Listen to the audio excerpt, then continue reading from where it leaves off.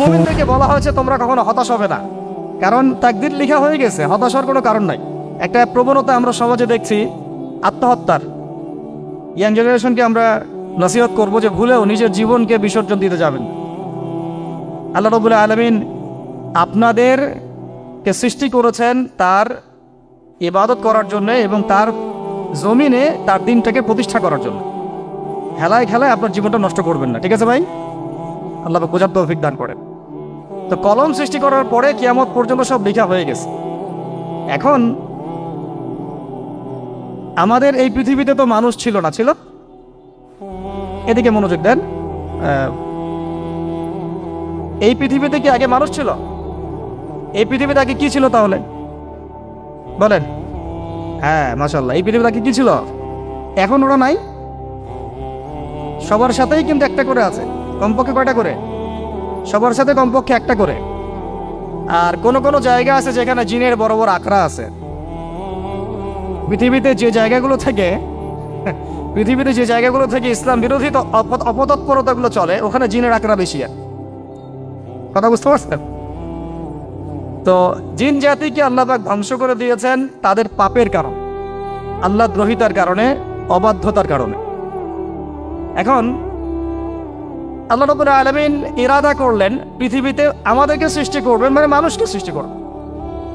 আল্লাহ পাক তার সমস্ত ফেরেশতাদেরকে একত্রিত করলেন। ঘটনাটা কিন্তু খুব ইন্টারেস্টিং। আমি জানি এখানে ওলামায়ে কেরামও আছেন, তবে আমি সবার জন্য প্রযোজ্য হয় এমন কথা বলারই চেষ্টা করছি, কারণ অনেকে হয়তো এগুলো নাও জানতে পারে। তো আল্লাহ পাকের ভাষায় আমি যদি বলি, আল্লাহ রাব্বুল আলামিন বলছেন, বা'দা আউযু বিল্লাহি মিনাশ শাইতানির রাজীম, ওয়াইয ক্বালা রাব্বুকা লিল মালাইকা ইন্নী জাইলুন ফিল আরদি খলিফা। হে নবী মুহাম্মদ সাল্লাল্লাহু আলাইহি ওয়াসাল্লাম, তুমি স্মরণ করো সেই সময়ের কথা যখন আল্লাহ তোমার রব সমস্ত ফেরেশতাদেরকে ডেকে বলেছিলেন যে ইন্নী জাইলুন ফিল আরদি খলিফা, আমি জমিনে মানে পৃথিবীতে আমার খলিফা পাঠাতে চাই। কি পাঠাতে চাই? আরো জোরে বলেন। আল্লাহ পাক বলেননি পৃথিবীতে মানুষ পাঠাতে চাই, পৃথিবীতে নতুন কোনো মাখলুক পাঠাতে চাই। আমাদেরকে আল্লাহ পাক সম্মানের শব্দে সম্মানিত করেছেন, বিশেষায়িত করেছেন। আমাদেরকে বলেছেন আমরা আল্লাহর খলিফা, আমরা আল্লাহর খলিফা।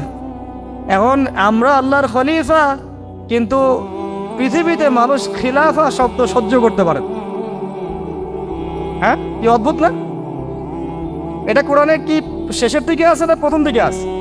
সূরা বাকারার একদম শুরুর দিকে 3টা 4টা 5টা পৃষ্ঠা উল্টালে দেখবেন এই একটা আছে। কোরআন তাহলে শুরু থেকে কখনো খুলেও দেখেনি সে ব্যক্তি। প্রমাণ হলো এটা, সে খুলেও দেখে নাই, অথবা দেখলেও সে এড়িয়ে গেছে। আল্লাহ পাক আমাদেরকে বললেন যে পৃথিবীতে আমি আমার খলিফা পাঠাতে চাই। তাহলে আদম আলাইহিস সালামকে আল্লাহ পাক মুহাব্বতের শব্দে, সম্মানের শব্দে বিশেষায়িত করলেন কি বলে? সুবহানাল্লাহ, সুবহানাল্লাহ। আর খলিফা কাকে বলে এটা আমি আপনাদেরকে বোঝাচ্ছি একটা দোয়া থেকে।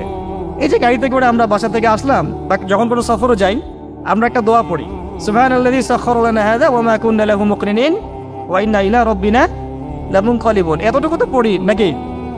বা এগুলো পড়তে হবে? বইমেলা এসেছি শুধু লেকচার শোনার জন্য না, ছবি তোলার জন্য। আজকে জীবনটা পরিবর্তন করার নিয়াত করে যাইতে হবে, ঠিক আছে ভাই? বই প্রকাশ করা, ছাপানো, বিক্রি করা, লেখা, এর চেয়ে বড় কথা আমার জীবনটা ইলমের আলোয় আলোকিত করা। আমি বই লিখলাম ধরেন একটা, আমার মধ্যে সেই আমল নাই, লাভ নাই। লাভ আছে? আমি বই ছাপাইছি 100, 200, 500, 1000, আমি নিজেই আমল করি না, হবে? আগে আমল জরুরি। ইলমের সাথে আমলটা খুব বেশি জরুরি। আলেম তাকেই বলা হয় যে ইলম অনুযায়ী আমল করে। তাহলে আল্লাহ পাক বলেন লিমা তাকুলুনা মা লা তাফআলুন, তোমরা এমন কথা কেন বলো যে আমল নিজেরাই করো না? কাবুরা মাকতান ইনদাল্লাহ আন তাকুলু মা লা তাফআলুন, আল্লাহর কাছে সবচেয়ে গর্হিত একটা অপরাধ তোমরা একটা কথা বলবা কিন্তু আমল করবা না। তো দোয়াটা মুখস্থ করবেন। এই দোয়ার নিচে একটা অংশ আছে, আল্লাহুম্মা আনতা সাহিবু ফিস সাফারি। আমার কথাটা শুনেন, খলিফার অর্থটা বুঝেন। অনেকে তো অনেকভাবে ব্যাখ্যা করে আর কি। আল্লাহুম্মা আনতা সাহিবু ফিস সাফারি, আল্লাহ তুমি এই সফরে আমার সাথী। সফরে বের হওয়ার সময় দোয়া পড়ছি আমরা, আল্লাহুম্মা আনতা সাহিবু ফিস সাফারি, আল্লাহ তুমি এই সফরে আমার সাথী। ওয়াল খলিফাতু ফিল আহলি ওয়া মালি, আল্লাহ আমি তো বাসায় নাই, আমার বাসার আহাল মালের খলিফা হচ্ছে তুমি আল্লাহ। তাহলে খলিফা শব্দতে কি বুঝলেন? আল্লাহ আমার বাসার আহাল মালের খলিফা মানে কি? আমার স্থলাভিষিক্ত তুমি আল্লাহ, আমি ওখানে নাই বাসায়, আমি সফরে বের হয়ে গেছি, আমার স্ত্রী, আমার সন্তান, আমার মাল, আমার জান, এগুলোর দায়িত্ব তোমার, তুমি খলিফা। কত চমৎকার দোয়া। তাহলে পৃথিবীতে আমি আমার খলিফা পাঠাতে চাচ্ছি, তার অর্থ কি? আল্লাহ রাব্বুল আলামিন এই পৃথিবীতে আমাদেরকে তার প্রতিনিধি বানিয়েছেন। সুবহানাল্লাহ, সুবহানাল্লাহ। তাহলে আমরা নিজেদের আত্মপরিচয় ভুলে গেলাম যে আমরা আল্লাহর প্রতিনিধি পৃথিবীতে, তাই না? আমরা এখন আব্রাহাম লিঙ্কনের পূজা করতেছি। আব্রাহাম লিঙ্কনের পূজা তো বুঝেন না আপনারা, এটা হচ্ছে ওই যে সোকল ডেমোক্রেসির পূজার। আদতে প্রকৃত গণতন্ত্র বলে কিছু নাই এই বিশ্বের মধ্যে, যা আছে এগুলো তথাকথিত আর স্লোগান, জাস্ট, আর কিছু না। এটা যারা চর্চা করে তারাও জানে, আমাদের কাছে তারাই বলে। আদতে এই আপনার কমিউনিজমের কথা বলেন, এই লেনিন স্টেলিনারিজমের কথা বলেন, আপনি মুসলিনের কথা বলেন, চাইনিজ দর্শনের কথা বলেন, রাশিয়ান দর্শনের কথা বলেন, আর এই যে আরেকটা কি চলতেছে সেকুলারিজমের কথা বলেন, ন্যাশনালিজমের কথা বলেন, এগুলো একটা তাত্ত্বিক মতবাদ শুধুমাত্র। প্রকৃত মতবাদগুলো আপনি পাবেন বিশুদ্ধ যেগুলো কোরআন এবং হাদিসেই, এর বাইরে নাই। তা আমরা কিন্তু আল্লাহর খলিফা পরিচয় দিতে এখন দ্বিধাবোধ করতেছি। এই জমিনে আল্লাহ পাক আমাদেরকে তার খলিফা বানিয়ে পাঠিয়েছে। এখন খলিফা হলাম কিভাবে? কিসের গুণে খলিফা হলাম? প্রশ্নটা এটা। আমাদের কি 10টা হাত, 10টা পা, বেশি শক্তি ফেরেশতাদের চাইতে, যে আমরা খলিফা হলাম কিসের ভিত্তিতে? আর কিভাবে হলাম এটা শোনেন। আল্লাহ পাক বলছেন ওয়াল্লামা আদামা আল-আসমাআ কুল্লাহা। আল্লাহ বলছেন আমি আদমকে এই মহাবিশ্বের যত নাম আছে, নাউন্স, ইসম, সব শিক্ষা দিয়েছি। সুবহানাল্লাহ। এই মহাবিশ্বের যত নাম, এখানে ইসম শব্দের অর্থ কিন্তু জ্ঞান। ইসম মানে কি? এখানে জ্ঞান। মহাবিশ্বের যে জ্ঞানগুলো আছে, এই জ্ঞানগুলো আল্লাহ পাক আমাদের আদি পিতাকে শিক্ষা দিয়েছেন। আমাদের আদি পিতাকে আল্লাহ নিজে শিক্ষা দিয়েছেন। সৃষ্টিগতভাবে আমরা জ্ঞানী ছিলাম না, আল্লাহ পাক আমাদেরকে জ্ঞান শিক্ষা দিয়েছেন। আমরা ফিলোসফির বইগুলো খুললে দেখবেন ওখানে বুদ্ধিবাদ নামে একটা মতবাদ আছে। মানে তারা বলে যে মানুষ সৃষ্টিগতভাবেই একজন বুদ্ধিদীপ্ত প্রাণী। এটা ভুল কনসেপ্ট। সৃষ্টিগতভাবে আমাদের মধ্যে জ্ঞান ছিল না, আল্লাহ পাক আমাদেরকে জ্ঞান শিক্ষা দিয়েছেন। কথা বুঝতে পারছেন?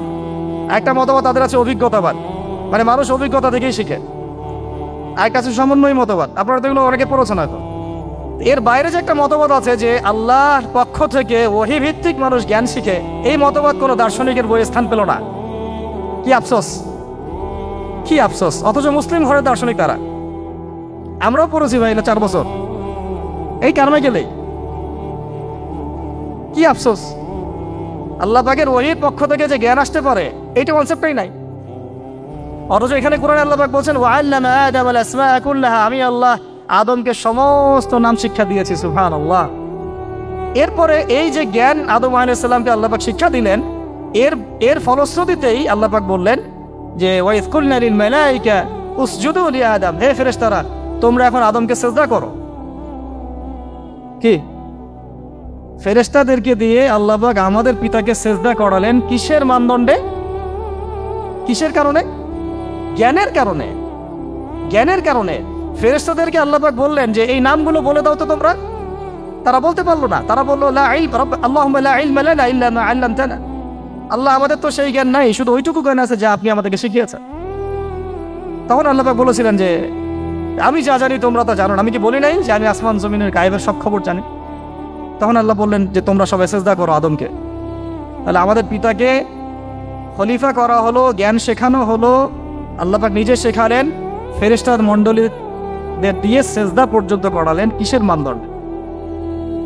আরো আসতে বলেন, জ্ঞানের মানদণ্ড। এখন যদি আমরা একটু প্রশ্ন ছুড়ে দেই নিজ নিজ বিবেকে, আমরা কি সেই ওহীর 10টা সূরাও শিখেছি?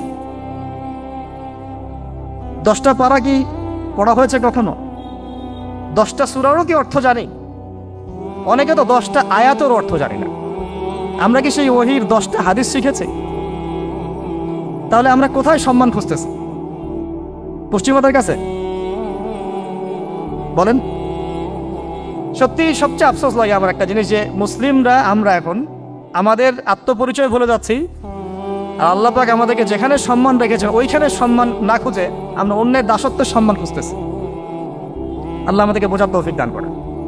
এটা অজ্ঞতার কারণে হচ্ছে। আমাদের কাজ তাদেরকে সচেতন করা বা তাদেরকে মেসেজ পৌঁছে দেয়া। আমরা উগ্র পন্থা অবলম্বন করব, আমরা হিকমার সাথে প্রজ্ঞার সাথে মানুষকে বোঝানোর চেষ্টা করব, এগুলো বোঝানোর অংশ। এখন আচ্ছা, আরেকটা কথা আপনাদেরকে বলি, একটা কথা আমি মাঝখানে মিস হয়ে গেছে। এই যে আল্লাহ পাক আমাদেরকে খলিফা করে পাঠিয়েছেন, খলিফার কাজ কি? প্রশ্ন না? আমাদের কাজ কি তাহলে? এই কাজটা আল্লাহ পাক আবার ব্যাখ্যা করেছেন সূরা সদের মধ্যে। কোন সূরায়? সূরা সদ। সদ নামে একটা সূরা আছে, সূরা ইয়াসিনের আগে পড়ে পাবেন। তো এখানে আল্লাহ পাক আরো একজন নবীকে তার খলিফা বলেছেন, সেই নবীর নাম দাউদ আলাইহিস সালাম। কি নাম? আর দাউদ আলাইহিস সালাম কিন্তু এই জেরুজালেম থেকে, যেখানে এখন ওই জায়নিস্টরা বোম্বিং করে আর কি, নিরীহ মুসলিম থেকে হত্যা করে বিগত 70 বছর থেকে, ওই জেরুজালেম থেকে কিন্তু দাউদ আলাইহিস সালাম বিশ্ব শাসন করেছিলেন।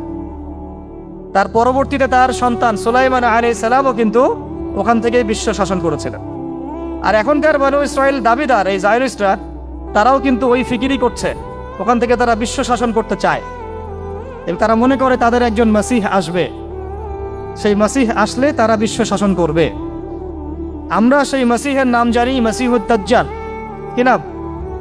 এই দাজ্জালকে ওরা ওদের সত্য মাসিহ মনে করে, আমরা জানি হচ্ছে মিথ্যা ভণ্ড প্রতারক মাসিহ, অথচ ওরা মনে করে এটা হচ্ছে সত্য মাসিহ। এই জায়গায় তারা ধোঁকা খাচ্ছে। অথচ সত্য মাসিহ হচ্ছেন ঈসা আলাইহিস সালাম, যিনি আবার শেষ জামানায় আসবেন এবং তার হাতেই এই মাসিহুদ দাজ্জাল মারা যাবে এবং তারপরে পুরো বিশ্বে আবার ওই খিলাফা কায়েম হবে, ওই যে খলিফা, ওটা সারা বিশ্বে কায়েম হবে। এই টাউন হলও বাদ যাবে না ইনশাআল্লাহ। এটা মানুষ মানতে চাচ্ছে না, কিন্তু মানুষ না মানলে কি? আল্লাহ পাকের নকশায় সব আঁকা আছে কখন কি হবে। কে কে কল্পনা করেছিল যে আজকে আপনারা বসে এখানে দিনের আলোচনা করবেন? কল্পনা করা যায় তো? যে শব্দগুলো আপনারা বলছেন এগুলো বললেই তো নাই গায়েব, এখন বলছেন। কেউ কি কল্পনা করেছিল যে হঠাৎ করে এমন একটা সময় চলে আসতে পারে? কেউ কিন্তু কল্পনা করেনি, আল্লাহ পাকের নকশায় ছিল। এখানে আমাদের একটা আফসোসের কথা, এখানে মাস্টার মাইন্ড আল্লাহ রাব্বুল আলামিন। প্রকৃত মাস্টার মাইন্ড কে? আমরা ক্রেডিট নেওয়ার প্রতিযোগিতায় ব্যস্ত হয়ে আছি এখন, কার কত ক্রেডিট নেওয়া যায়। এখানে একক ক্রেডিট পাওয়ার যোগ্য কেউ না, সমস্ত ক্রেডিট কার? আল্লাহ রাব্বুল আলামিন। এটা আল্লাহর সাথে গাদ্দারি করতে যায় না, তাহলে ভুল হয়ে যাবে। কারণ আমি বারবার বলেছি আপনাদেরকে, কোরআন থেকে একটা শিক্ষা আমরা শিখেছি, একটা কওম যখন মাজলুম থাকে, দুর্বল মাজলুম জুলুমের শিকার হচ্ছে, আল্লাহ পাক সেই কওমটাকে বাঁচান, কোনো না কোনো একজন ত্রাণকর্তাকে পাঠান, কোনো একটা সূরতে আল্লাহ পাক সেই কওমকে বাঁচায় দেন। আবার যদি এই নিয়ামতটা পাওয়ার পরে ওই কওম আবার এই জুলুম শুরু করে, আবার আল্লাহ দ্রোহিতা শুরু করে, আল্লাহ পাক তার চেয়ে বড় জালেম চাপাই দিন। কথা বুঝতে পারছেন? আল্লাহর সাথে গাদ্দারি করতে চাই না, আল্লাহ পাক আমাদেরকে বোঝার তৌফিক দান করেন। আর খলিফার কাজটা কোথায় পাবেন? কোন সূরায় ভাই বলেন?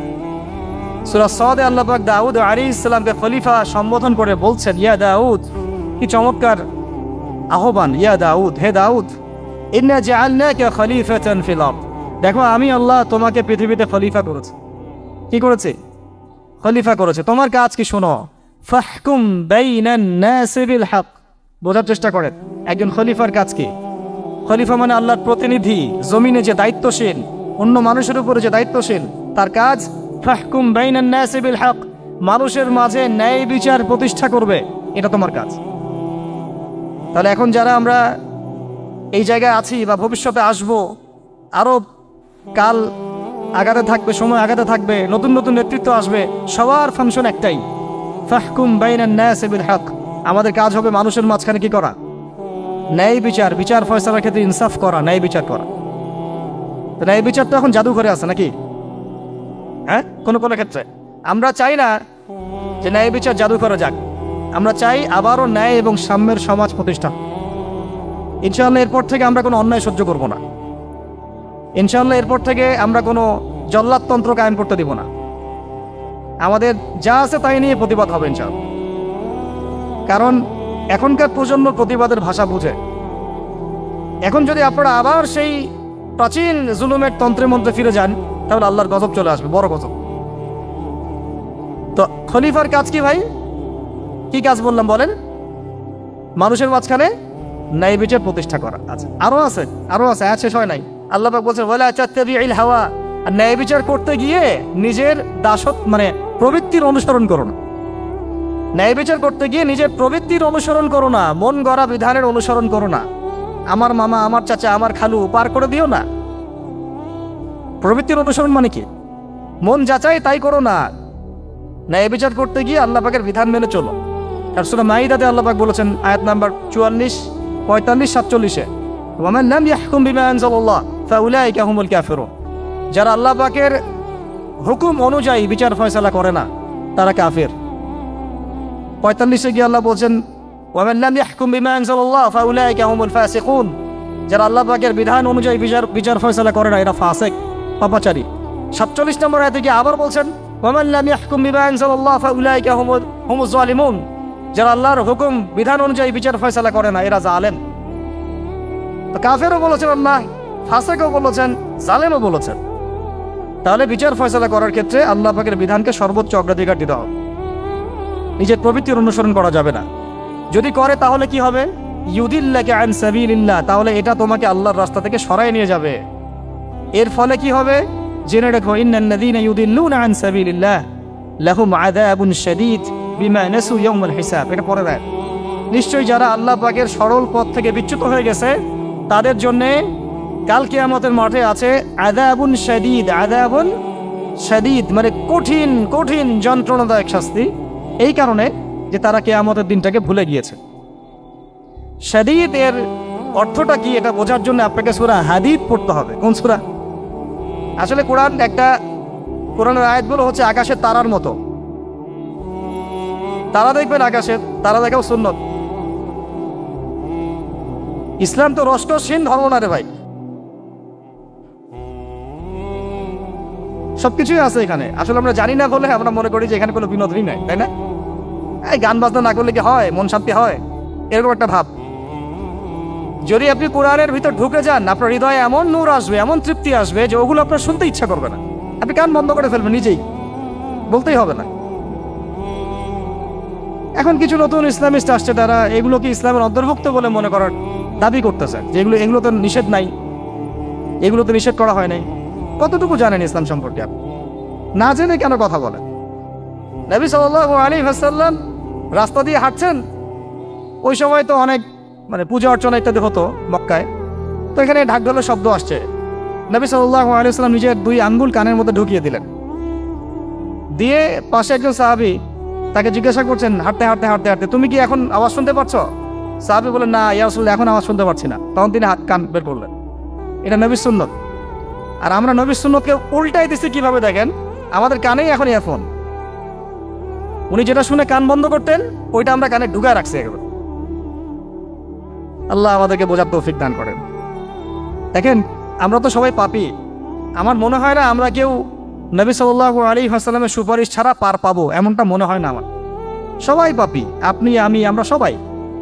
তো যে নবীর সুপারিশ আমরা প্রত্যাশা করছি, সেই নবীর সুন্নতকে যদি এইভাবে অবজ্ঞা করতে থাকি তাহলে কি সুপারিশ পাবো ভাই? কি মনে হয় আপনাদের? অ্যাটলিস্ট সুন্নতকে তো সম্মান করতে হবে নাকি? আল্লাহ বোঝার তৌফিক দান করেন। আমি তাহলে যেটা বলছিলাম যে আল্লাহ পাকের বিধান অনুযায়ী বিচার ফয়সালা করতে হবে, এটা খলিফার কাজ। ন্যায় বিচার করতে হবে মানুষের মাঝখানে, এবং নিজের প্রবৃত্তির অনুসরণ করা যাবে না, তাহলে আল্লাহর পথ থেকে দূরে সরাই দিবে। এখানেই বললাম শাদীদ বুঝতে গেলে আপনাকে কোন সূরা পড়তে হবে? সূরা হাদীদ। আকাশের তারার কথা কেন বললাম? যে আকাশের তারাগুলো যদি মেলাতে পারেন দেখবেন বিভিন্ন শেপ তৈরি হয়। প্রত্যেকটা তারার অবস্থানের গাণিতিক একটা ব্যাখ্যা আছে। যারা অ্যাস্ট্রোনমি নিয়ে পড়াশোনা করেন তারা জানেন, এগুলো সবাই জানবেন না। প্রত্যেকটা তারাকে আল্লাহ পাক এত সূক্ষ্মভাবে স্থাপন করেছেন যে যদি সামান্য একটু ডানে বামে এগুলো সরে যায় মহাবিশ্বের এই স্থিতিশীলতা নষ্ট হয়ে যাবে। এবং এটার কসমও আল্লাহ পাক কোরআনে করেছেন সূরা ওয়াকিয়ার মধ্যে। কোন সূরা? সূরা ওয়াকিয়াতে আল্লাহ পাক বলেছেন ফালা উকসিমু বিমাওয়াকিইন নুজুম। আমি তারার অবস্থান স্থলের স্থিতির কসম করে বলছি। আল্লাহ পাক এর কসম করেছেন। কত গুরুত্বপূর্ণ জিনিস, ঠিক আছে? তো পরেরগুলো বললাম না। সূরা হাদীদ কেন পড়বেন? সূরা হাদীদ আল্লাহ পাক বলেছেন যে ওয়ানজালনাল হাদীরা ফীহি বাসুন শাদীদ। এই যে শাদীদ বুঝাতে গিয়ে হাদীদে আসছে। আল্লাহ পাক বলছেন যে আমি আল্লাহ পৃথিবীতে আসমান থেকে লোহা নাজিল করেছি। অবাক করার বিষয় না? লোহার খনি খুঁজতেছেন আপনারা মাটির নিচে, তাই না? আল্লাহ পাক বলছেন আমি লোহা নাজিল করেছি, আনজালনা, ঠিক যেমন ইন্না আনজালনাহু ফি লাইলাতুল কদর, আমি লাইলাতুল কদরে কোরআন নাজিল করেছি, আসমান থেকে নাজিল হয়েছে, তাই না? এরকমই ওয়ানজালনাল হাদিদা, আমি হাদিদ লোহা নাজিল করেছি, ফিহি বাসুন শাদীদ, যে লোহার মধ্যে আছে কঠিন শক্তি আছে। আয়রন যে অণু পরমাণুগুলো, এগুলোর শক্তি সবচেয়ে বেশি না? কেমিস্ট্রিতে আপনারা পড়েছেন। তাহলে এখন আল্লাহ পাক বলছেন কিয়ামতের দিন তাদের জন্য আযাবুন শাদীদ, যারা আল্লাহ পাকের খলিফার দায়িত্ব পালন করবে না, যারা খলিফার দায়িত্ব পেয়েও ন্যায় বিচার করবে না, ইনসাফ করবে না, প্রবৃত্তির অনুসরণ করবে, ঠিক আছে, আল্লাহর পথ থেকে বিচ্যুত হয়ে যাবে, তাদের জন্য কিয়ামতের মাঠে এই শাস্তি আছে। তাহলে আমরা কি খলিফা শব্দ বুঝতে পারলাম? আমাদের পিতা যে খলিফা, এটা কি বুঝতে পারলাম? তাহলে এখন বলেন তো, প্রত্যেক নবী কি আল্লাহর খলিফা ছিলেন না? ছিলেন কি না? প্রত্যেক নবী কি আল্লাহর বিধান দিয়ে বিচার ফয়সালা করেন নাই? মানুষের মাঝখানে ইনসাফ করেন নাই? ন্যায় বিচার প্রতিষ্ঠা করেন নাই? এরপরে সাহাবায়ে কেরামের যুগে তারা কি ন্যায় বিচার প্রতিষ্ঠা করেন নাই? তাহলে হঠাৎ করে কি হলো বিশ্ববাসীর মধ্যে যে একেবারে কোরআন হাদিস এর মৌলিক বিষয়গুলো, এগুলো সব পাশ কাটিয়ে আমরা মানব রচিত বিধানগুলোর দিকে চলে গেলাম? রহস্যজনক না বিষয়টা? এটা হচ্ছে দাজ্জালীয় একটা শাসন আসতেছে সামনে। দাজ্জাল নিজেকে খোদা বলে দাবি করবে এবং সে সমস্ত মানব জাতিকে বোঝাবে যে সেই খোদা, নাউযুবিল্লাহ। সে অনেক বেলকি দেখাবে, মানুষকে তার দিকে টেনে নিয়ে আসবে, এমনকি সে এক হাতে জান্নাত এক হাতে জাহান্নাম নিয়ে ঘুরবে। নবীজি বলেছেন যে তার জান্নাতে প্রবেশ করবে ওটাই তার জাহান্নাম, আর যে তার জাহান্নামে প্রবেশ করবে সেটাই হচ্ছে জান্নাত। তাহলে পুরো বিশ্ববাসীকে আল্লাহ থেকে দূরে সরিয়ে একটা গডলেস ওয়ার্ল্ডে রূপান্তরিত করার একটা তৎপরতা চলছে, লক্ষ্য করতেছেন না? এটা মূলত আপকামিং যে দাজ্জালীয় সভ্যতার ভবিষ্যৎবাণী নবীজি করেছেন, এই দিকেই ওয়ার্ল্ড যাচ্ছে আস্তে আস্তে ওই দিকে যাচ্ছে। তবে নবীজি এটাও বলেছেন সাল্লাল্লাহু আলাইহি ওয়াসাল্লাম যে আমার উম্মতের মধ্যে একটা তয়ফা, একটা দল, কিছু মানুষ সবসময় হকের উপর অটল থাকবে ইনশাআল্লাহ, কিন্তু তাদের সংখ্যা হবে খুব কম। এখন আমাকে আপনারাই বলেন যে ওই হকের উপর অটল থাকতে হলে আমার সেই জ্ঞান লাগবে কি লাগবে না? বলেন। যেই জ্ঞান আমাদের পিতাকে শেখানো হয়েছে, দেখবেন প্রত্যেকটা মানুষের মধ্যে কিছু প্রতিভা আছে, সৃজনশীলতা আছে না? একটা বুদ্ধিদীপ্ত একটা তাড়না মানুষের ভিতরে কাজ করে। এটা কোত্থেকে আসছে জানেন? আমাদের পিতার ডিএনএ থেকে আসছে। আমাদের পিতার ডিএনএ থেকে, আমরা কিন্তু সবাই তার সন্তান। এরপরে পৃথিবীতে মানুষ পাপাচারে যখন লিপ্ত হলো প্রচন্ড রকম, তখন নূহ আলাইহিস সালামকে আল্লাহ পাক পাঠান এবং তিনি প্রায় 950 বছর দাওয়াতের কাজ করলেন, 40টা বা 80টা পরিবার ইসলাম কবুল করল। তখন আল্লাহ পাক এই মুমিনদেরকে বাদ দিয়ে সবাইকে গারদ করে দিলেন, ধ্বংস করে দিলেন। মানে আমরা যারা পৃথিবীতে এখন বেঁচে আছি, যে আপনি আমি, আপনাদের নাম আমি জানি না, আমরা যারা বেঁচে আছি, আমরা কিন্তু কোনো না কোনোভাবে ওই 40 বা 80 পরিবারের সন্তান। আমরা আত্মীয়, কিন্তু আমরা সবাই কিন্তু আত্মীয়, জানেন? 40টা বা 80টা পরিবার বাদ দিয়ে বাকি সব মানুষকে আল্লাহ পাক ধ্বংস করে দিয়েছিলেন নূহ আলাইহিস সালামের মহাপ্লাবনে। ঘটনা জানেন না? 40 বা 80টা পরিবারকে বাদ দিয়ে বাকি সবাইকে আল্লাহ পাক ধ্বংস করেছেন ওই মহাপ্লাবনে। তাহলে এখন এই বিশ্বে যত মানুষ আছে তারা কয়টা পরিবারের সন্তান? ওই 40-80। আমরা কোনো না কোনোভাবে একে অপরের আত্মীয় হই, মুসলিম অমুসলিম সবাই, মুসলিম অমুসলিম সবাই। আমরা যে অসাম্প্রদায়িকতার কথা বলি না, এই শব্দটাকে ভালো অর্থে নেওয়া যায়। কি অর্থে? অন্যান্য ধর্মাবলম্বী মানুষ যারা, তারা তাদের ধর্ম স্বাধীনভাবে পালন করবে, কোনো সমস্যা নেই, আমরা তাদের এই কাজে বাধা দিতে যাব না। একইভাবে আমরা আমাদের ধর্ম স্বাধীনভাবে পালন করব, তারা এখানে কোনো বাধা দিতে পারবে না। সিম্পল। তারা তাদের উৎসব তাদের মতো পালন করবে, আমরা আমাদের উৎসব আমাদের মতো পালন করব। না আমি মূর্তি পাহারা দিতে যাব, আর না আমি মূর্তি ভাঙতে যাব। সিম্পল।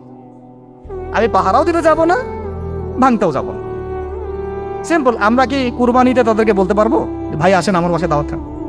এটা হয় কখনো? লাকুম দীনুকুম ওয়ালিয়া দিন, আপনাদের দিন আপনাদের, আমাদের দিন আমার। সিম্পল। এই অর্থে ঠিক আছে। কিন্তু সব ধর্ম মিলে যে নতুন ধর্ম বানানোর চেষ্টা করা হচ্ছে বাংলাদেশে, এটা ঠিক নাই। এটা শুভঙ্করের ফাঁকি। সব ধর্ম মিলে নতুন ধর্ম করার কোনো সুযোগ নাই। আমরা সবাই এক পরিবারের সন্তান। এখন আমাকে বলেন, নূহ আলাইহিস সালামের একটা ছেলে ছিল, নাম জানেন? কি নাম বলেন? কে? না মাশাআল্লাহ। কয় ছেলে ছিল তার? হ্যাঁ না, মূলত চারজন সন্তান থেকে বড় বড় চারটা গোত্র সৃষ্টি হয়েছে। শাম এক সন্তানের নাম কি? এটাকে কেন্দ্র করে এই যে সিরিয়ান কন্টিনেন্টে, পুরো প্যালেস্টাইন, সিরিয়ান, অ্যারাবিয়ান কন্টিনেন্টে যত মানুষ তার বংশধর, ঠিক আছে? হাম, একটা সন্তানের নাম হাম। এখান থেকে আফ্রিকার যে কালো কালো মানুষগুলো সব তাদের বংশধর। একটা হচ্ছে ইয়াফাস, ইউরোপিয়ান যারা সাদা চামড়া সব এদের বংশধর। আরেকটা যে কেনান। এই ছেলেটা কি বলেছিল? বাবা ডাকছে নৌকায় আসো তাড়াতাড়ি, নৌকায় আসো তাড়াতাড়ি, না হলে আজকে আল্লাহ পাক আযাব দিয়ে ধ্বংস করে দিন। সে নবীর সন্তান হওয়ার পরেও আল্লাহ প্রদত্ত ওহীর জ্ঞানকে মূল্যায়ন না করার কারণে ধ্বংস হয়ে গেল। আর ওই 40টা বা 80টা পরিবার নাজাত পেল কিভাবে? আল্লাহর পক্ষ থেকে নাজিলকৃত ওহীর জ্ঞানকে প্রাধান্য দিয়ে আনুগত্য করে। তাহলে কোন জ্ঞানকে আমরা প্রাধান্য দিব ভাই? আমি বলছি না যে আমরা দুনিয়াবি জ্ঞানগুলোকে শিখবো না, ওই প্রসঙ্গে আমি একটু পরে আসছি যে আমরা শিখবো এবং কিভাবে শিখবো, কতটুকু শিখবো। আগে এই অংশটুকু শেষ করি। ঠিক একইভাবে আপনারা কি আদ জাতির নাম জানেন? আদ, সামুদ। ওই যে সৌদি আরব এখন যেখানে লাইন বানাচ্ছে, লাইন প্রজেক্ট, ওই আল ওলা বলে, আল ওলা লাইন প্রজেক্ট বানাচ্ছে, দেখবেন অনলাইনে। ওই জায়গা দিয়ে নবী সাল্লাল্লাহু আলাইহি ওয়াসাল্লাম তাবুক যুদ্ধের সময় গিয়েছিলেন। যাওয়ার সময় তিনি বলেছিলেন, তোমরা মাথা নিচু করে কান্নাকাটি করতে করতে এখান থেকে অতিক্রম করো। সাহাবীরা মাথার উপর কাপড় দিয়ে কান্নাকাটি করতে করতে জায়গাটা পার করেছেন, কারণ ওই জায়গায় সামুদ জাতি ছিল যাদেরকে ধ্বংস করা হয়েছে। ওটা হচ্ছে এখন পর্যটন স্পট। সুবহানাল্লাহ। তো আদ এবং সামুদ জাতিকে আল্লাহ পাক ধ্বংস করলেন, কিন্তু তাদেরকে করেন নাই যারা ওহীর জ্ঞানকে প্রাধান্য দিয়েছেন। ইব্রাহিম আলাইহিস সালাম কোন জ্ঞানের বদৌলতে আল্লাহকে চিনলেন? মানব রচিত জ্ঞান নাকি আল্লাহর পক্ষ থেকে নাজিলকৃত জ্ঞান? বলেন। মূসা আলাইহিস সালাম কোন জ্ঞানের বদৌলতে ফিরআউনের মতো এই যে কি বলবো প্রতাপশালী একজন শাসকের সামনে দাঁড়িয়ে বুক ফুলিয়ে ইসলামের দাওয়াত দিলেন? কোন জ্ঞানের আলোকে? ওহীর জ্ঞান। আর ওহীর জ্ঞান যখন নাজিল করা হয়েছে তখন তিনি দোয়াটা পড়ছিলেন, রব্বি ইশরাহ লি সাদরি ওয়া ইয়াসসির লি আমরি ওয়াহলুল উকদাতাম মিন লিসানি ইয়াফকাহু কওলি। প্রত্যেক নবী, ইউসুফ আলাইহিস সালাম কারাগারে 12 বছর থেকেছেন। কত বছর? 12 বছর। আমাদের অনেক ভাই এরকম 5 বছর, 7 বছর, 10 বছর, 12 বছর থেকেছে আছে। এমনও মানুষ আছে, এখন বলা যায় তাই বলি, যে ওই যে একটা শব্দ শুনেছেন, আয়না ঘর, ওখানে দীর্ঘদিন ছিল, তারপরে নাই, কোথায় গেছে আল্লাহই ভালো জানে। ইউসুফ আলাইহিস সালামও এরকম কারাগারে ছিলেন। কত বছর? 12 বছর। কিন্তু আল্লাহ পাক তাকে এমন একটা জ্ঞান শিক্ষা দিয়েছিলেন, তিনি স্বপ্নের ব্যাখ্যা বলতে পারতেন, যে কোনো স্বপ্নে। রাজা স্বপ্ন দেখলেন যে 7টা গাভী, জীর্ণ শীর্ণ গাভী, মোটা তাজা গাভীকে খেয়ে ফেলছে, স্বপ্নের ব্যাখ্যা কেউ দিতে পারে না। কিন্তু ওই জেলখানায় 2 জন ছাড়া পাওয়া মানুষ, ছাড়া পাইছে 2 জন, আর কি 2 জনের মধ্যে একজন বেঁচে আছে, একজন নাই। মানে 2 জন বসে বসে ইউসুফ আলাইহিস সালামকে বলছিলেন যে আমরা একটা স্বপ্ন দেখলাম যে আমার মাথায় রুটি আছে, পাখি এসে রুটি খেয়ে ফেলছে। আর আমি স্বপ্ন দেখলাম যে আমি শরাব পান করাচ্ছি, ব্যাখ্যা কি ইউসুফ? তোমাকে সত্যবাদী বলে জানি। ইউসুফ আলাইহিস সালাম বললেন, তোমার মাথায় রুটি যেটা খেয়ে নিচ্ছে তার মানে তোমাকে শুলদণ্ড দেওয়া হবে, আর তুমি যে পানি পান করাচ্ছ তার মানে তুমি নাজাত পাবে, ছাড়া পাবে। হলেও তাই। আর যে নাজাত পাবে তাকে ইউসুফ আলাইহিস সালাম বলে দিলেন যে তুমি রাজদরবারে গিয়ে আমার কথা বলো, আমার কথা আলোচনা করো। সে ভুলে গিয়েছিল। পরে যখন এই স্বপ্নটা দেখলো বাদশা, তখন বাদশা সবাইকে ডাকলো, ডেকে বললো যে গাভীর স্বপ্নের ব্যাখ্যা কি? তখন এই ব্যক্তির মনে পড়ছে, আর ইউসুফ তো ব্যাখ্যা দিতে পারে। সেই গিয়ে ইউসুফ আলাইহিস সালামকে ডেকে নিয়ে আসতেছে যে এই রাজা স্বপ্ন দেখছে, ব্যাখ্যা কি? স্বপ্ন কিন্তু আপনার কাছে শুনে একটা স্বাভাবিক মনে হচ্ছে, আরে গাভীর আবার স্বপ্নের কি ব্যাখ্যা? তখন ইউসুফ আলাইহিস সালাম ব্যাখ্যা দিলেন যে 7 বছর ফসল ফলবে আপনাদের এলাকায়, তারপরের 7 বছর হবে দুর্ভিক্ষের সময়। কিসের সাথে কিসের ব্যাখ্যা? এই জ্ঞান কে শিখালেন তাকে? এই ইন্টারপ্রিটেশনের জ্ঞান কে শিখালেন? তাহলে জ্ঞানের মূল উৎস কে? আমার কথা বলার উদ্দেশ্য কি বুঝতে পারছেন? যত জ্ঞান তার মূল উৎস কে? স্বপ্ন একটা জ্ঞান, যদি সেটা সত্য হয়। আর জেনে রাখবেন, কিয়ামতের আগে আগে মুমিনদের স্বপ্ন বেশি বেশি সত্য হবে। ঠিক আছে? মূসা আলাইহিস সালামকেও সেই আল্লাহই জ্ঞান শিক্ষা দিলেন। ঈসা আলাইহিস সালাম এই কুষ্ঠরোগীর গায়ে হাত বুলালে ভালো হয়ে যায়। হ্যাঁ, অন্ধ ব্যক্তির মানে চোখে হাত বোলালে ভালো হয়ে যায়। এমনকি মৃত ব্যক্তিকে তিনি বলছেন কুম বিইজনিল্লাহ, আল্লাহর হুকুমে দাঁড়িয়ে যাও, দাঁড়িয়ে গেল। এই জ্ঞান কে দিয়েছেন তাকে? দাউদ এবং সুলাইমান আলাইহিস সালাম এই যে পশু পাখির ভাষা বুঝেন, সুলাইমান আলাইহিস সালাম পিঁপড়ার ভাষাও বুঝেন। আপনাদের সায়েন্স কি পিঁপড়ার ভাষা বুঝে? হ্যাঁ, আমরা তো এখন সায়েন্সকে সবকিছুর মানদণ্ড মনে করি, তাই না? সায়েন্স যদি বলে হ্যাঁ তাহলে হ্যাঁ, না বললে না। মানে এমন একটা ভাব দেখেন, সায়েন্সকে আমরা ইলাহ বানাইছি, ইলাহ, উপাস্য। সায়েন্স যদি বলে যে পৃথিবী থেকে অমুক অমুক কোটি কোটি আলোকবর্ষ দূরে একটা গ্রহের সন্ধান পাওয়া গেছে, নাম দিল ধরেন যে আলফা এক্স ওয়াই জেড কিছু একটা, ওখানে হুরপড়ি আছে, হ্যাঁ ওখানে দুধের সাগর আছে, মধুর সাগর আছে, তো মানুষ তখন বিশ্বাস করা শুরু করবে হ্যাঁ হ্যাঁ তাই তো, তাই থাকতেই পারে। নাসা বলেছে না হয়ে পারে, নাসা মন্তব্য করেছে না হয়ে পারে। ওরকম যদি বলে অনেক দূরে একটা আগুনের একটা বিশাল ইয়া পাওয়া গেছে, গ্রহ পাওয়া গেছে, ওখানে আযাব দেওয়া হয়, শাস্তি দেওয়া হয়, ওখানে অন্য মাখলুক আছে, ওদের ভাষায় এলিয়েন আর কি, মানুষ বিশ্বাস করে। এটা আল্লাহ পাক কোরআনে বলছেন যে সুলাইমান আলাইহিস সালাম পিঁপড়ার ভাষাও বুঝতেন, ওই কথা বিশ্বাস করতে চাচ্ছে না। সুলাইমান আলাইহিস সালাম বাতাসে ফ্লাই করতে পারতেন, এটা বুঝতে পারতেছেন না, বিশ্বাস করে না। তাহলে ওই প্রযুক্তি না থাকলে এয়ারক্রাফট কিভাবে আবিষ্কার করলেন? যে প্রযুক্তিগুলো পৃথিবীতে চলে গেছে ইতিমধ্যে, ওগুলো ভবিষ্যতেও আসতে পারে। যেমন একটা প্রযুক্তির কথা বলি, সুলাইমান আলাইহিস সালাম বসে আছেন, একজনকে বললেন না সাবার রানী বিলকিসের সিংহাসন কে নিয়ে আসতে পারবে? একজন বললো যে আপনি উঠে দাঁড়াইতে যতক্ষণ সময় লাগে এর মধ্যে নিয়ে আসুন। উনি বললেন যে হবে না, এটাতে হবে না, তুমি স্লো, তুমি 3G 4G না, এত স্লো স্পিডে আমার হবে না। এই কথা বলেন নাই, মজা করলাম আর কি। আমাদের ইউটিউবাররা আবার এই অংশ কাট করে আবার প্রচার করে দিতে পারে। দেখেন কিসের সাথে কি ব্যাখ্যা করলো। কোরআনকে 3Gর সাথে তুলনা করলেন আবু তাহাদ না, ব্যাস কাম সারা দেশে ওইটাই ইস্যু। তখন মহা মুসিবত, মানে বাঙালি জাতির মধ্যে দিন প্রচার করা। আমাদের সালাফদের ভাগ্য ভালো যে তারা আগেই, মানে এই প্রযুক্তি আসার আগেই দুনিয়া থেকে তারা চলে গেছে। মুশকিল না, যত ইস্যু এগুলোর কারণেই সৃষ্টি হয়। তো যাই হোক, প্রসঙ্গে আসি, কোথায় ছিলাম ভাই, যে কথা হারায় ফেললাম। হ্যাঁ হ্যাঁ, আরেকজন বললেন যে না, আপনি চোখের পলক ফেলতে যতক্ষণ লাগে এর মধ্যে দেখবেন সিংহাসন সামনে।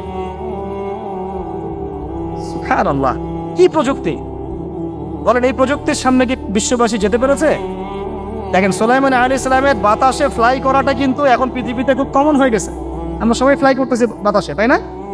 যদি আপকামিং কোনো সময় আপনি দেখেন যে এইরকম চোখের পলকেই একটা বস্তু আরেকটা জায়গা থেকে এক জায়গায় চলে আসতেছে, আমি অবাক হব না ইনশাআল্লাহ। কারণ কোরআনে অতীতে এই ঘটনার দলিল আছে। বুঝাতে পারতেছি না? এক কথায় সমস্ত জ্ঞানের মূল উৎসকে।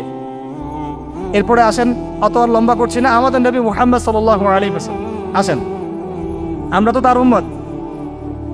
23 বছরে, একটু মনোযোগ দেন, এটা আলোচনার লাস্ট পার্ট, ঠিক আছে?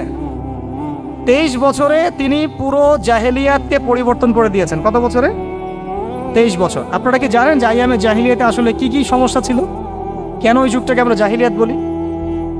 বেসিক্যালি 5-6টা সমস্যা ছিল। কয়টা? 5-6টা। 1 নম্বর শিরক। 1 নম্বর কি? আমার সাথে বলেন। শিরক আমাদের ওয়ার্ল্ডে নাই, এটা তো গ্লোবাল শিরক চলতেছে এখন। শুধু ধর্মীয় শিরক চলতেছে না, কিন্তু এখন শিরক হচ্ছে পলিটিক্সে, শিরক হচ্ছে ইকোনমিক্সে, শিরক এডুকেশনেও আছে, শিরক কালচারের মধ্যেও আছে। কথাগুলো বুঝতে হবে একটু গভীরভাবে। তখন সমস্যা ছিল রিবা, সুদ। এখন নাই। রিবা ছাড়া কোনো সিস্টেম আছে এখন ওয়ার্ল্ডে? আমি গতকালকে একটা হাদিস মোতালা করছিলাম সুদ সংক্রান্ত। নবীজি বলেছেন সাল্লাল্লাহু আলাইহি ওয়াসাল্লাম যে একটা যুগ আসবে সামনে, সুদবিহীন কোনো মানুষই চলতে পারবে না। যে চলতে চাইবে তার গায়েও সুদের ছিটা ফোটা গিয়ে লাগবে। আসে নাই সেই যুগ? সুবহানাল্লাহ, কিভাবে তিনি এত স্পেসিফিকলি কথাগুলো বলতে পারেন? নিশ্চয়ই তিনি এমন একজন সত্তার কাছ থেকে জ্ঞান পেয়েছেন যিনি সব জানেন, অতীত বর্তমান ভবিষ্যৎ, তাই না? এমনকি নবীজি বলেছেন ইমামুল মাহদির সময় যে 10 জন ঘোড়সাওয়ার বের হবে এবং তারা গিয়ে খোঁজ নিতে যাবে যে দাজ্জাল বের হয়েছে কিনা। নবীজি বলছেন আমি সেই 10 জনের নামও জানি, তাদের বাবার নামও জানি। সুবহানাল্লাহ, সুবহানাল্লাহ। কিয়ামতের মাঠে আলী রাদিয়াল্লাহু আনহু, আবু বকর রাদিয়াল্লাহু আনহু, ওমর, উসমান রাদিয়াল্লাহু আনহুম আজমাইন, তাদের হিসাবটা কেমন হবে ওইটাও নবী সাল্লাল্লাহু আলাইহি ওয়াসাল্লাম আগেই বলে দিয়েছেন। সবচেয়ে দ্রুত হিসাব হবে এই উম্মতের আলী ইবনে আবি তালিব রাদিয়াল্লাহু আনহু। যাবেন, বেরোবেন, শেষ। কি মানুষ, তার জীবনীটা পড়ে দেখবেন। আমি শেষের দিকে বলে দিব আপনাদেরকে আজকে, এবং এটা রেকর্ডেড থাকবে, ইনশাআল্লাহ অনলাইনে দিয়ে দিব, যে আপনারা কোন কোন সাবজেক্টের বই কিনবেন। বই মেলা তো শুধু মানে আসলেন একটা র্যান্ডমলি বই কিনলেন এমন না, টপিক ধরে ধরে সাবজেক্ট ওয়াইজ বই কিনতে হবে। ঠিক আছে ভাই? বই কেনার পিছনে টাকা পয়সা খরচ যদি না করেন, মানে দিনের জন্য অর্থ ব্যয় করার মানসিকতা না থাকে, এলেম পাওয়া যাবে। অনেক মুহাদ্দিস নিজের গায়ের জামা খুলে দিয়ে পর্যন্ত বই নিয়ে বাসায় গিয়েছে, জানেন? তাদের সমস্ত সম্পত্তি বিক্রি করে দিয়েছেন বই কেনার জন্য। আজকে সকালে আমাদের এক ভাই মজাকারা করছিলেন যে আমারই এক ওস্তাদ, বাংলাদেশে অনেক বরেণ্য একজন আলেমে দিন, প্রবীণ আলেমে দিন, তার কথা আলোচনা হচ্ছিল যে তিনি কিতাব পড়তে পড়তে পড়তে হঠাৎ একটা কিতাব তিনি খুঁজে পাচ্ছেন না। তো ছাত্রদেরকে পাঠালেন যে খুঁজে নিয়ে আসো তো, কোথায় আছে, কেউ খুঁজে পায় না। তিনি নাকি ওযু করে এসে নামাজ, 2 রাকাত নামাজ পড়ে বাচ্চার মতো হাউমাউ করে কান্নাকাটি শুরু করল, আল্লাহ আমার সেই কিতাব কোথায় গেল, আমার কিতাবটা এনে দেন। তলাবুল ইলম কাকে বলে দেখেন, ইলমের তালেব, ইলমের ছাত্র কাকে বলে? এই যে ইলমের ছাত্র, আমরা কি ছাত্র হইতে পারছি? একটা বইয়ের দাম যদি দেখি 100 টাকা, বাস আমাদের গায়ে লাগে। 100 টাকা দিয়ে তো আপনার গার্লফ্রেন্ড নিয়ে বসতে গায়ে লাগে না, বসলে তো 500 টাকা চলে যায়। আর এখনকার মেয়েরা তো খায়ও বেশি, ডেটিংয়ের সময় আর কি, তাই না? অনেকে দেখা যায় যে এটাকেই প্রফেশন বানায় ফেলছে না।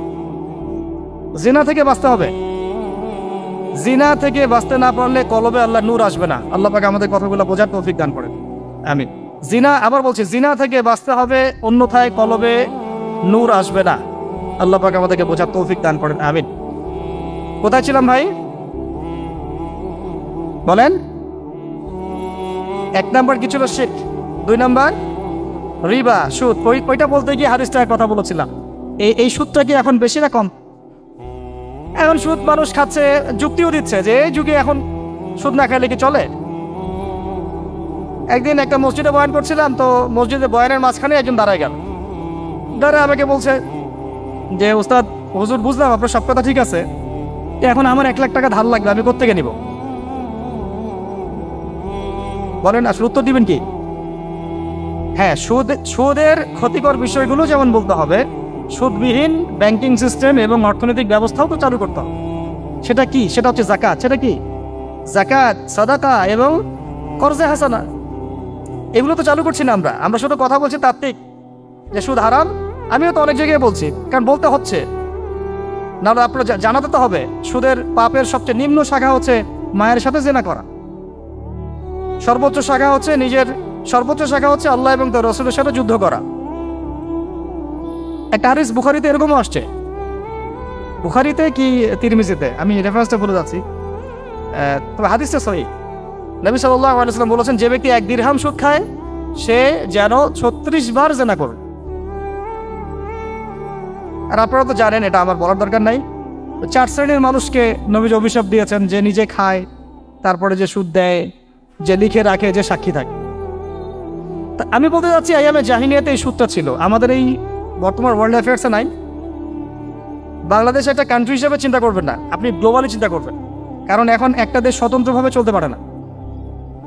ওয়ার্ল্ড ব্যাংকের সাথে আপনাকে ডিল করতে হবে, IMF এর সাথে। আমি যদি প্রেসিডেন্ট হই, তাও আমাকে করতে হবে, আপনি হলে আপনাকেও করতে হবে। তো কথা বলে তো শুধু কথা বলে লাভ নাই, আপনার বিকল্পটা কি? আসলে বিকল্প ব্যবস্থাটা কি? এটা তো মূল কথা। ইকোনমিক্স নিয়ে কতগুলো কিতাব আছে, ইসলামিক ইকোনমিক্স নিয়ে আমরা কতগুলো কিতাব ছাপাইছি, বর্তমান ওয়ার্ল্ড অ্যাফেয়ার্স নিয়ে আমরা কতগুলো কিতাব ছাপাইছি। নবী সাল্লাল্লাহু আলাইহি ওয়াসাল্লাম বলেছেন, শেষ জামানার সবচাইতে আমার উম্মতের উপর ভয়াবহ ফিতনা হচ্ছে মাসিহুদ দাজ্জাল। কি নাম বলে? এখন আপনি আমাকে মাদ্রাসার পুরো সিলেবাসে এই কন্টেন্টে আমাকে দাজ্জাল নিয়ে একটা ফ্যাকাল্টি দেখান, আছে? কয়টা কিতাব আছে? সবচেয়ে ভয়াবহ ফিতনা নবীর মুখে, নিজের মুখে বল, সবচেয়ে ভয়াবহ, এর চেয়ে ভয়াবহ কোনো ফিতনা আসে নাই, আসবেও না।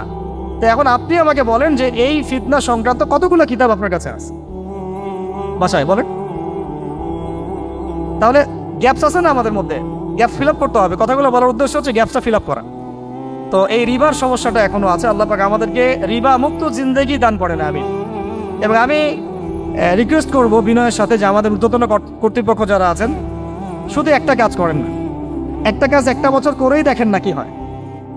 প্রত্যেকটা মুসলিম, অমুসলিমদের কথা বলছেন, যেহেতু এটা খিলাফা স্টেট না, সেহেতু অমুসলিমরা এখানে জিজিয়া দিবে না। খিলাফা স্টেটে অমুসলিমরা জিজিয়া দেয়, এটা তো খিলাফা স্টেট না, এটা ডেমোক্রেটিক স্টেট এবং সেকুলার স্টেট। শুধু মুসলিমদের কাছ থেকে যাদের নিসাব পরিমাণ সম্পদ হয়েছে জাকাত দেওয়ার, সবার কাছ থেকে রাষ্ট্রীয়ভাবে বাধ্যতামূলক জাকাত নেন, দেখেন না অর্থনীতি সচল হয় না হয় না। একটা বছর নিয়ে দেখেন না কি হয়। কেউ এই উদ্যোগ গ্রহণ করতে পারতেছে না। কেন হচ্ছে না আমরা বুঝতে পারতেছি না। কর্জে হাসানার এনজিও চালু করা যায়। আমরা অনেক সংগঠন করছি, সোশ্যাল, অরাজনৈতিক ইত্যাদি রাজনৈতিক। আমরা ইকোনমিক এনজিও খুব একটা করতে পারছি, কিন্তু এই জায়গাগুলো দখল করে ফেলছে। দেখেন কারা কারা, নাম বলতে চাচ্ছি না। এবং যারা যারা দখল করছে তারা কিন্তু এখন রাষ্ট্রের অনেক বড় বড় জায়গা হস্তক্ষেপ করতেছে। ইভেন ট্রান্সজেন্ডারের মতো ইস্যু কিন্তু তারা ঢুকাই দিচ্ছে। ঢুকায় না? উত্তরবঙ্গ জুড়ে পুরো উত্তরবঙ্গ ঘুরে আসেন, দেখেন কাদের তৎপরতা বেশি। নীলফামারীতে সফর করে দেখলাম যে ওখানে একটা গ্রামের মধ্যে 24টা এনজিও কাজ করতেছে, শুধুই সব। তারপরে মানুষ তামাক চাষ করে খাচ্ছে। একটা দল দাবি করতেছে নবী সাল্লাল্লাহু আলাইহি ওয়াসাল্লাম ছাড়াও আরো নাকি নবী আসতে পারে, নাউযুবিল্লাহ। এবং ওই যে মির্জা গোলাম আহমেদও তাদের অন্তর্ভুক্ত।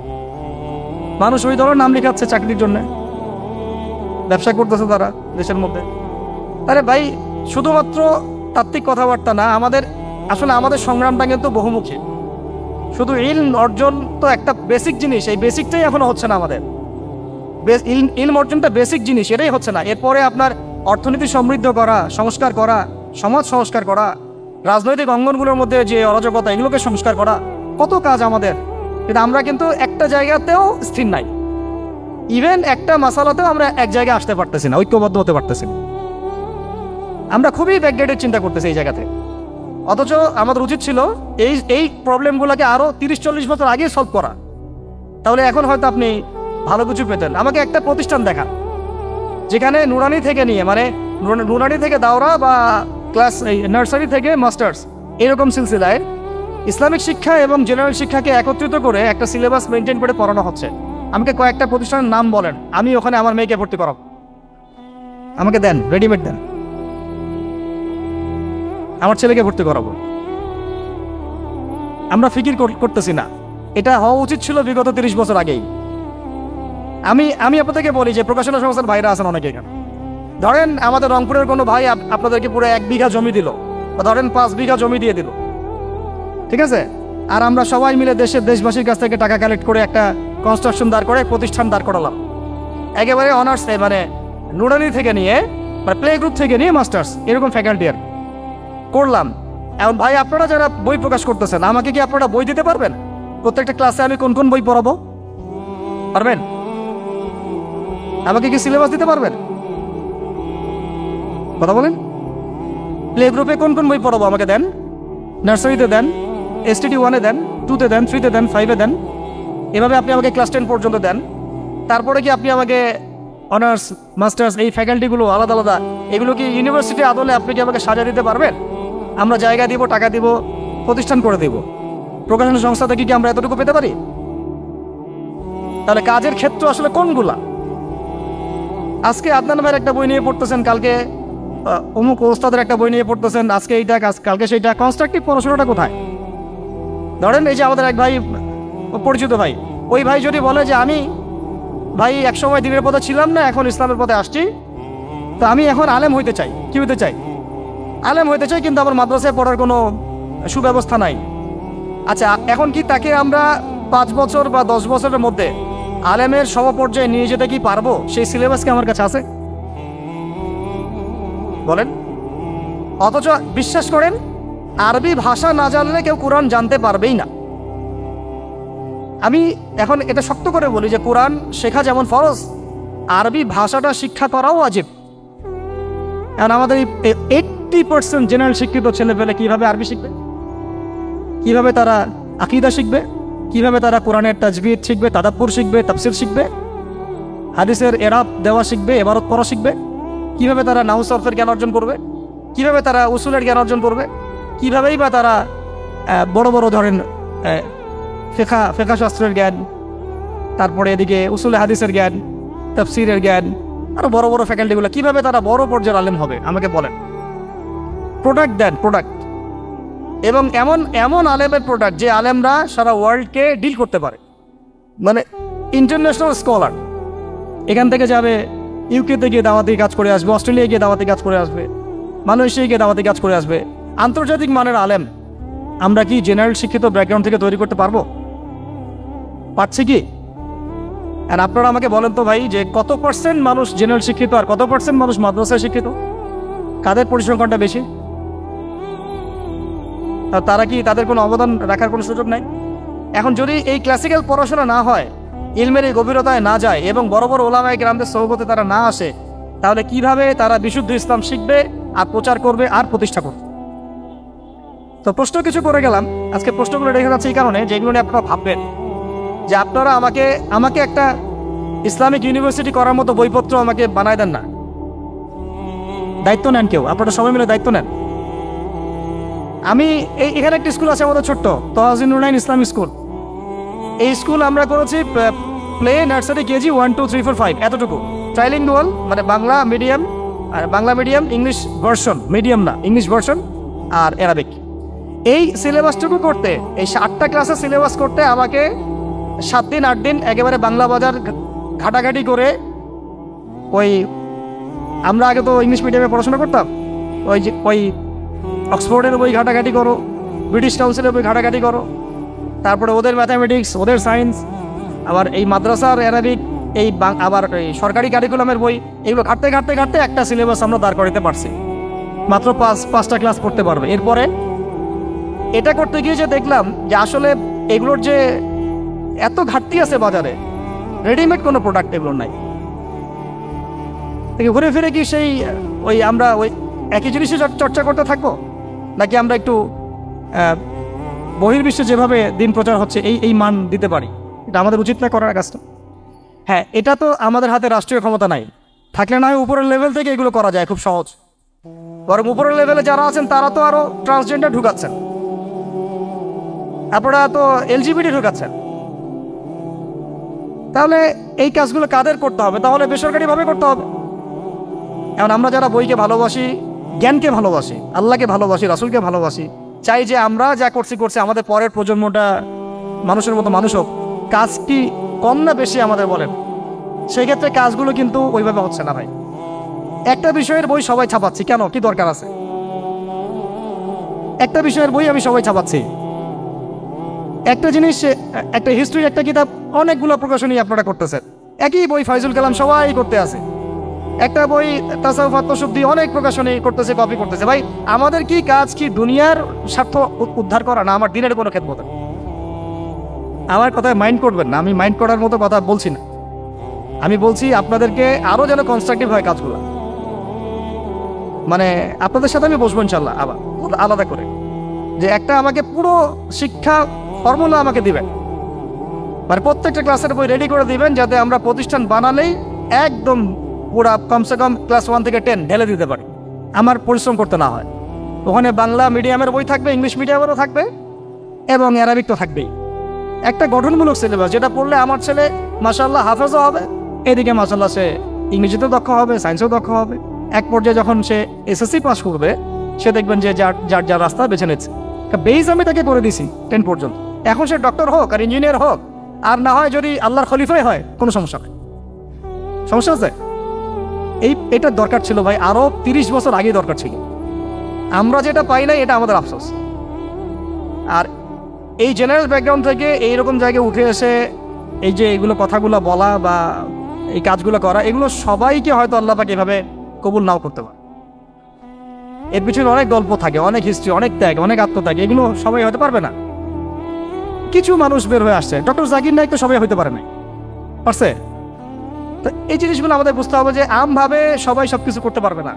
আমাদের একটা একাডেমিক ফর্মুলা দরকার, যেখানে আমরা পড়বো, আমরা আলেম হয়ে বের হবো। পারা যাবে তো ইনশাআল্লাহ?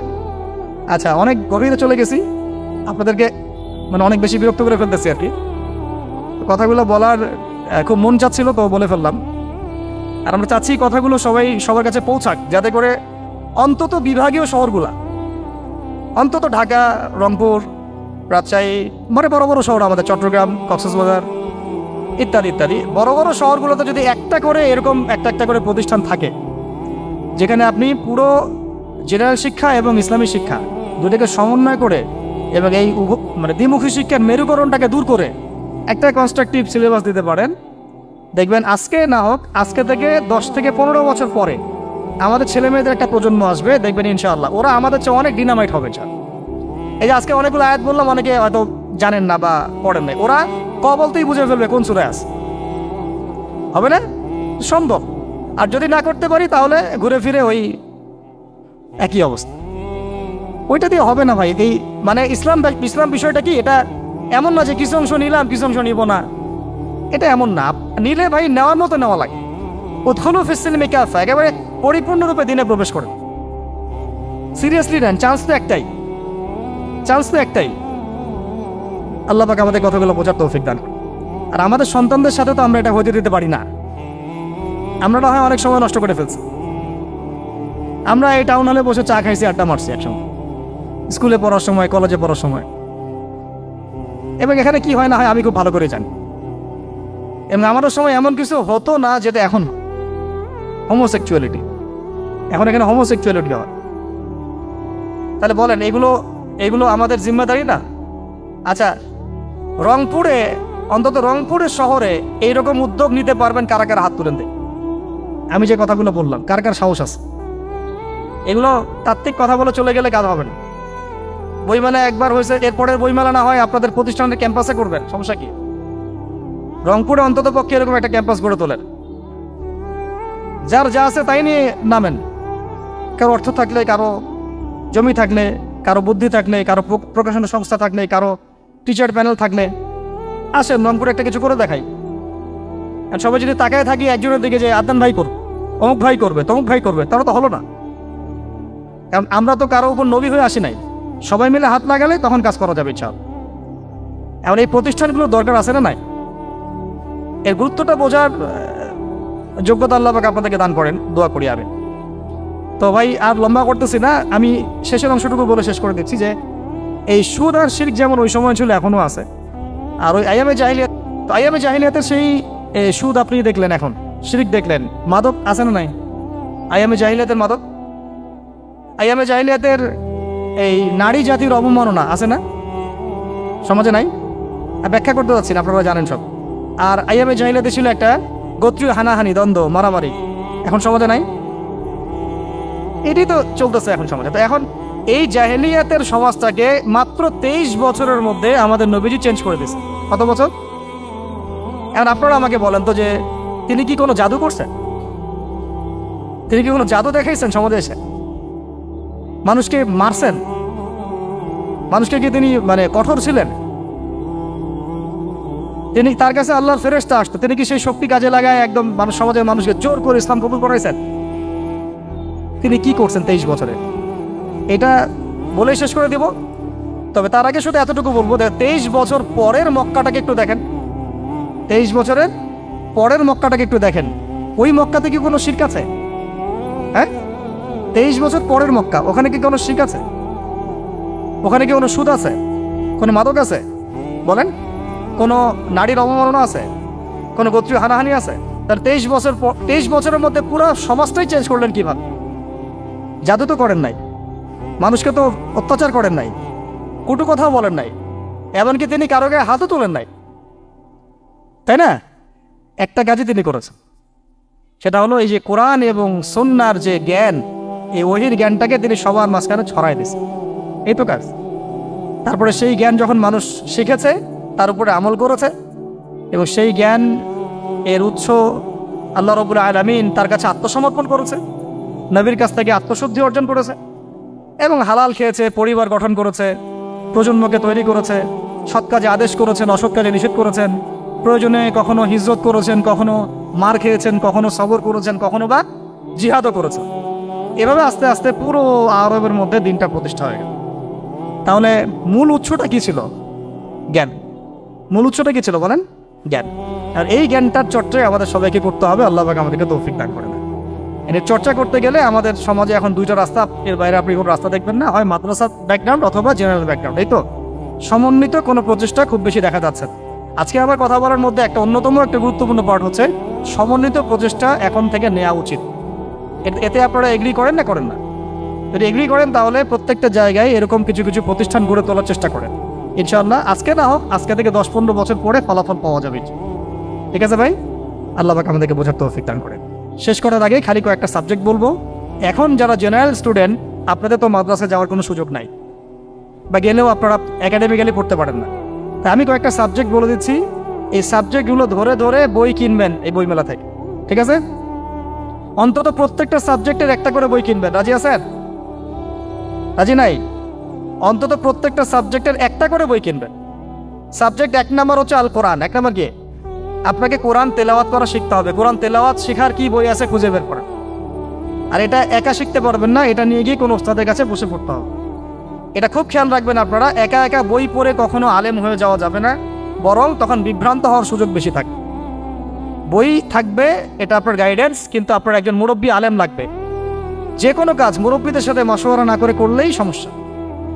কারণ আমরা তো দিন সম্পর্কে তেমন কিছু জানিই না রে ভাই। সমুদ্রে ডুব দিলে বুঝবেন যে গভীরতা কত বেশি।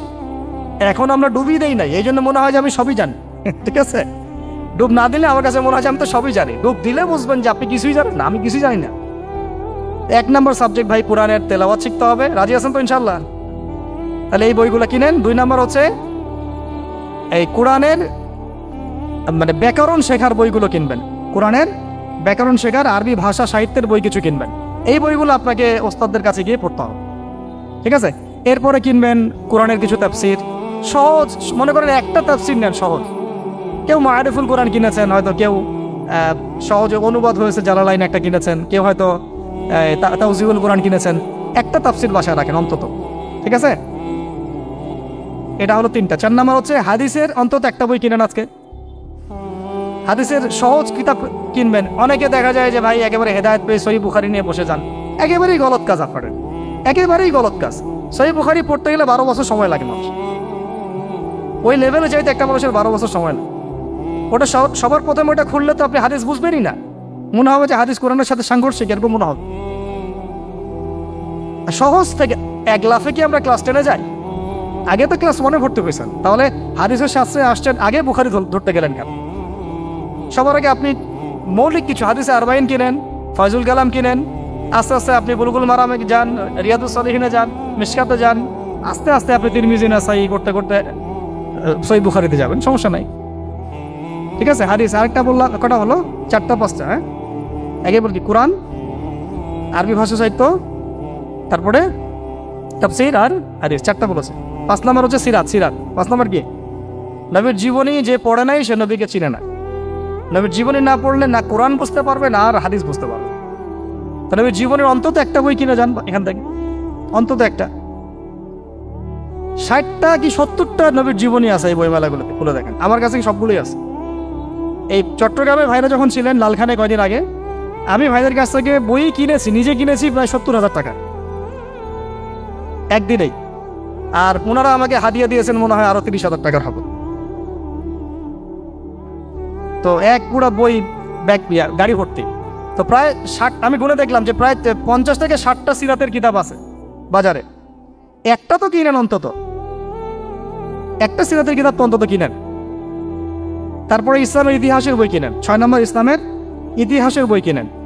7 নম্বর ইতিহাস না জানলে কিন্তু আমরা শেকড় চিনতে পারবো না। 7 নম্বর হচ্ছে এই 4 খলিফার জীবনী, সাহাবীদের জীবনী, তাবেঈদের জীবনী, ইমামদের জীবনী, এগুলো কিনেন। 8 নম্বর হচ্ছে ইসলামী অর্থনীতির কিছু বই কিনেন, ইসলামী অর্থনীতির। 9 নম্বর হচ্ছে এই ইসলামিক জিওপলিটিক্সের কিছু বই কিনেন। এই বইগুলো কিছুটা কম, আমি এটা ভাইদেরকে বলবো যে এগুলো ছাপানোর চেষ্টা করেন বেশি বেশি। আর 10 নম্বর হচ্ছে ইসলামী ফিকহের যে মাসলা মাসাইলগুলো জানার জন্য কিছু বই আছে, এইগুলো। এই 10টা সাবজেক্টের বই একটা একটা করে কিনে বাসায় চলে। আর একটা নসিহত করবো, বরেণ্য আলেমদের বই পড়বেন। মানে আমি একটা বই ধরেন কালকে বের করে ফেললাম, ভাই আবু তো আদনান ভাই লিখছে বলেই যে আপনাকে ওটা কিনতে হবে জরুরি না, এটা জরুরি না।